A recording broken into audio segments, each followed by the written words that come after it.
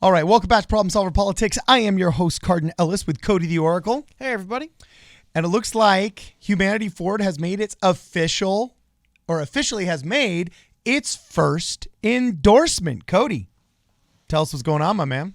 All right, cool. So I think this was announced yesterday, but I thought it'd be fun to go over this and talk about a little bit more. For those of you guys who did a little bit of a refresher on this or didn't know, Andrew Yang launched. God, it's hard to say time-wise now. So much stuff's happened in the news in the last few weeks. I believe a few weeks ago, he officially launched this Humanity Forward fund. And we're going to go through here and look. And one of the number one things they said they're going to be doing with the fund is endorsing and providing resources to political candidates who embrace universal basic income, humor-centered capitalism, and other aligned policies at every level. And then as we're recording this, we are right now kind of currently waiting to hear, it's definitely not universal basic income, but we're waiting to hear the results on the House vote on the coronavirus relief bill that would have $1,200 going to roughly everybody. So that we're keeping our eye on that. But in the meantime, we're going to go through and see who is the first person that Andrew Yang and the Humanity Forward Fund are going. People that are active on Twitter, like myself, definitely probably recognize the individual. So here we go.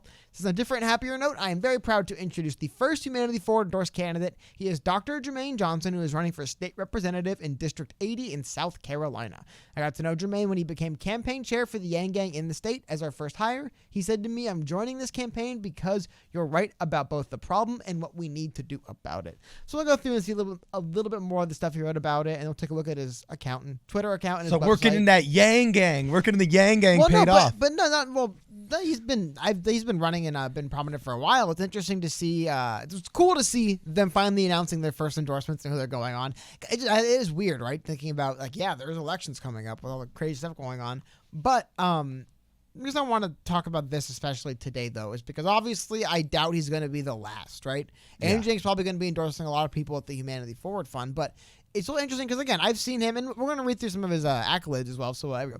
Jermaine is very accomplished. He's a doctorate in business administration with a concentration in organizational leadership. He's the third vice chair of the County Democratic Party in Richland County, the recreational commissioner, and the vice chair of the Young Democrats of the Central Midlands, minority caucus chair of the Young Democrats of South Carolina, and member of the Democratic Black Caucus. And Yang's favorite part about him, of course, is that he is a baller. He played professional basketball in the D League and internationally as well, and he played at college. In the D League? Yeah. Oh, in the NBA D League. Yeah, it's a developmental league. Actually, technically, I was thinking it was like, you know how there's AA and then AAA and so on and so forth. The NBA is trying to create something like that. I think it's actually. I was thinking, crap. If you're in the A, B, C, or D League, I didn't realize D was short for development. I was like, that's like life on the D list. A little kind of interesting thing about that is because of that, it's now called the G League. Because people did keep thinking that there was some A, B, and C. No, it was the developmental league. By the way, every sport needs to have one of those. Anyway, though, I'm not gonna get lost in that. Just want to highlight that this is somebody who's definitely got a lot of qualifications. Like I said, I've seen him; he's very prominent and active on Twitter, and just by and large, been someone who's carried himself very well during it. Honestly, man, if I was running for office, Twitter would be the scariest thing to me. It's so easy to just blow up on Twitter and make us look like a moron. But this guy is definitely a serious dude. We're going to show his account and some other stuff. And then I want to talk a little bit more about, in general, the idea of, because this is what from the beginning, I was talking about for what the Humanity Forward Fund's really going to be a strength for Andrew Yang in. And it's going to be getting people like Jermaine all across the country, various different seats, probably a lot of congressmen or congressional members. Yeah, okay. Pro-UBI and, isolating the people he's obviously ran through this guy, very, very well decorated individual. Seems like a pretty good guy. He could win the seat. Finding people who can win, because then all of a sudden Andrew Yang could be. He's the kingmaker. Not the He's kingmaker. He's the UBI kingmaker. Come on, that's what he is. That's what it is. Not quite. He's got maybe down the line, but in the short term, he could find himself maybe sitting at the top of a decent little infrastructure of pro-UBI candidates across the country. What would be really fascinating to me, as we mentioned here, clearly a big-time member of the local, not local, but just in his local Democratic Party. He's definitely very engaged. What is it? A vice chair of Young Democrats. He's the minority caucus chair of the Young Democrats South Carolina. I wonder if, this is what I want to think about too. Do you think, I think it'd be effective if he could do it, if you could find a if they could get a pro-UBI Republican congressman in. Yeah. Because imagine having a bipartisan mini coalition pre-built for your pet thing. That could be powerful. That's down the line. I don't want to. I don't want to speculate that much, but if we're talking about the idea of building up a little bit of a kind of network here of people that are, pro-UBI across the board, because another reason why you want to do this, if you want to get UBI passed, and again, I'm just going to run through his website real quick, all of that scrolling, but if you want to get UBI passed, right, you obviously are going to need help from the House and the Senate. Like, if you're going to say we're going to well, get that's UBI what happened passed, with Nixon. Yeah. Is, well, he kind of backed down as well. Well, see, it was Nixon that did, but it was interesting. His Senate passed it, and then, the House passed it. There was one time where the House passed it and the Senate didn't. And there was another time where the Senate introduced it and then Nixon nixed it, no pun intended. But yeah, two of the three steps of the process were met multiple times. And so going forward, we know that we would have to have, most importantly, it's hardest to convince the Congress more so than it is the one man to sign it once Congress has. Oh yeah, of course. And it's kind of, I think, the best way. By the way, I believe Bernie Sanders did something like this, but it's like if Bernie Sanders really wanted to get, I guess he's older though. That was the problem. But yeah, just start getting Medicare for all people or whatever your thing is you want done. Start supporting Congress and Senate races on that thing. Because then you already have built-in support. Because they also become powerful endorsements. They become powerful advocates. They become powerful surrogates. I think that one of the problems, I don't want to get too lost in this, but I actually wonder, how much did Bernie Sanders really do that? Did he really curate a base of fellow senators and Congress people that are pro-UBI by throwing his weight behind them? Because I feel like AOC was one of his biggest, like as far as prominence as an individual and being a surrogate for Bernie Sanders, she was a surrogate and she was very famous. I don't think she won with a lot of support from him, right? You're kind of bringing people in. I think it could be really, really fascinating to have. And again, there's we can go through and there's a bunch of people. And by the way, if any of you guys, I know a lot of you guys reached out to us. We haven't started interviewing anyone yet, so I haven't wanted to get back to anyone yet and schedule anything until we're ready to. Disclaimer: you are not being singled out. But waiting till we can get more set up. I apologize if anyone has got back to it, but I think it is a good idea for Engine to go about it this way. But the other thing I'm thinking about as well when it comes to the Humanity Forward Fund's individual, what's the word I'm looking for, kind of staying power of it, is it's also kind of goes both ways, where you're then going to have people in the higher levels of government also interested in the hopefully more low-level advocacy of it as well, which I don't know. It's fascinating to me. I'm sure this stuff isn't some political revolution, like the idea of doing things this way, but it does seem to be a farther view than I see a lot from. I see so much of what I see in politics now, because social media, I feel like, is so short-sighted. I guess that's the point I've been trying to get to. This seems like a very long-sighted view from Andrew Yang. This is if I could have people I endorse win in the next 2, 4, 6, 8 years, holy cow, is that going to go a long way to getting UBI passed? Yeah, and I really think that that's the only way to go about this, is just accepting that the next 2 or 3 short election cycles are going to be sacrificial lambs. But in that process, you'll be able to put out a lot of power, and not a lot of power, but a lot of groundwork. And that ultimately yields power. And Andrew Yang does seem like somebody who is in it for the right reasons and would not be corrupted by that power. So I'm happy to see people like him doing this. Okay. You know what I'm saying? And then I also want to, just to point to the 80th District of South Carolina, where Mr. Johnson will be running. Apparently, and I'll look up what the ballot looks like this year, but apparently in 2018, this Jimmy Bales character ran basically unopposed. And won 97% of the vote. But you also notice it was only 9.7 thousand votes, right? Like, so there's another thing. There is another thing I wanted to show you this.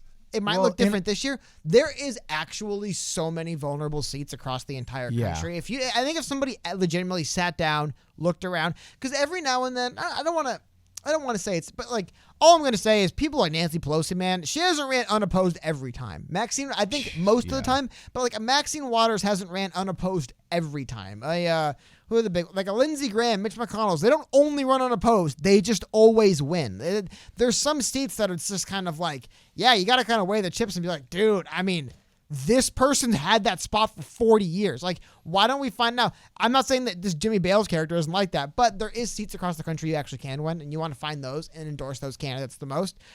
Just the biggest thing is that there's some people that are so entrenched and established in their seat. Yeah. I feel like what's easier to do is flip the seats around them in the Senate or the House and make their positions less popular, or just less popular to the point where they can't just get away with it forever. But I mean, we're talking. We'll see what the House does today. But the fact that Nancy Pelosi, if she gets voted in again after, it's been a very rough tenure as Speaker of the House for her so far. I don't know. We did that video. We did that video a month ago. They win forever. We did that video a month ago. And do you remember, this percentage is seared in my mind. Do you remember what the lowest re-election year percentage was, Cody? And for those of you in the audience who don't know what we're talking about, every 2 years, obviously the House of Representatives is up for re-election. And it's every 6 years for the Senate. And the incumbents generally have the advantage. If you're already in office, the chances are you will get reelected. But it's interesting. In very popular years, there's a certain percentage of all the 300 or some odd or 400 some odd House of Representatives, congressmen, what percentage of them get reelected every year, despite having sometimes as low as a 13% approval rating as a whole, okay? An individual congressman will oftentimes have a really high, a 60, a 70, an 80, sometimes even a 90% approval rating because people think, oh, Congress sucks as a whole, but my congressman is good. He's the one good one, but all the rest of them suck.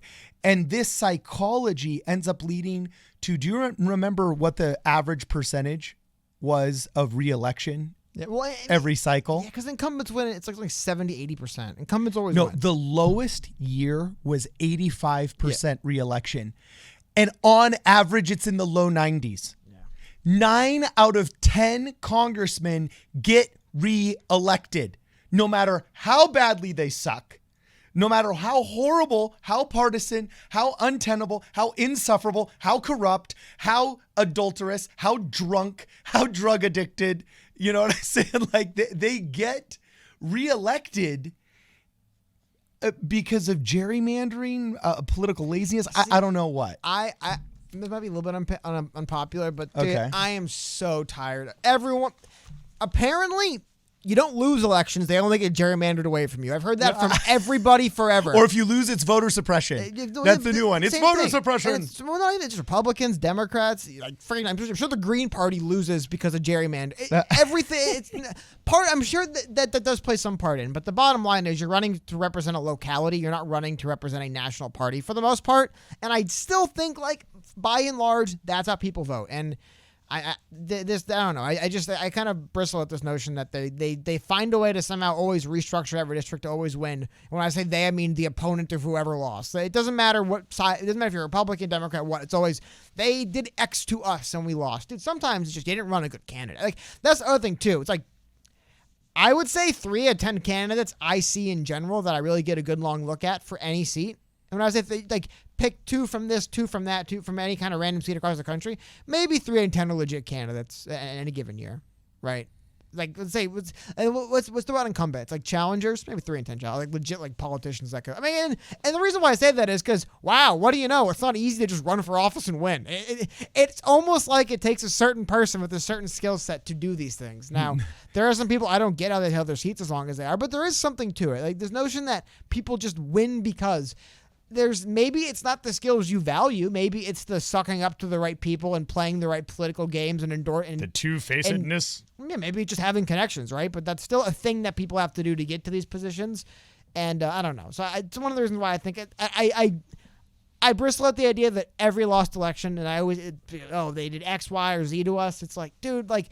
No, I'm not talking about lost elections. No, that's what I'm saying. I'm just a little tangent. I'm just saying, by and large, if you have 5 people running for an office, there might be one of them that actually has any business holding that office, right? Maybe. Yeah. Sometimes you got 0. You got 5 people running, none of them got any business holding that office, but I don't know. I did have one question about Jermaine Johnson here. Yes. What is his little logo? If you click on his website and you go to at the very top, right there, right at the very top, is that a palm tree and then like the Turkish crescent moon, like the Muslim first aid, not first aid. I'm the closest living relative besides my mother to Clara Barton, the founder of the American Red Cross. Really? I didn't know that. And they had to change. Yeah, no, they had to change in order to do first aid in the Arab countries. Instead of being a Red Cross, they had to change it to the Red Crescent. And it's not backwards like that. It might be because the screen's flipping it. But is that what it is? A palm tree and a crescent? I think it looks kind of cool. I'm assuming, have to admit, I'm pretty ignorant to geography. I'm assuming that's just the state of South Carolina. I would say one thing, aesthetically, looks kind of like a diamond. I think that's cool. What it means, I don't know, man. You're going to have to ask him. All right, rock on, whatever. I was just wondering if he was like going for something there. And the palm tree. I'm like, what's the palm tree? I was like, I think they have trees in South Carolina. Could be wrong, but I think they do. But South Carolina is beautiful. It's not, I don't think palm trees are native to South Carolina. In fact, I'm pretty sure they're not. But anyway. Native to California? No, they're not native to California either, and I hate them because they give everybody rats. It's kind of funny. Side note, if you ever look at the pictures of Echo Park, there was no metal bands around. Where did Andrew Yang have his rally again? What was the name of that park we went to, the LA rally? Well, which one? There's two. The second one, the big one that was all fatty. It wasn't the one in Pershing Square. It was the one at, not MacArthur Park. Was it MacArthur Park? Or was it Echo Park? I don't remember anymore. Either way. Both of them had these big, huge palm trees that have been there forever since they filmed like these movies in the 60s and the 70s. But when you look at them in the movies, they don't have these metal bands around them. Now they have these big white metal bands around them. And those metal bands are to keep the rats from being able to crawl up them because they can't get their paws on the metal bands because they're not allowed to use rodenticides inside the city. And the rats are so bad. So anyway, yeah, I'm hugely averse to palm trees because they give everybody rats. Anyway, I think it'd be interesting to talk to this guy. Let us know what you guys think in the comments below. If you haven't been able to follow us yet, make sure you follow us on Twitter at PSP Radio 1. Okay. Also check us out on Facebook and Instagram and your favorite podcast platforms because the audio of this goes out every day on your favorite podcast platform. This is Problem Solver Politics. We'll see you guys in the next video.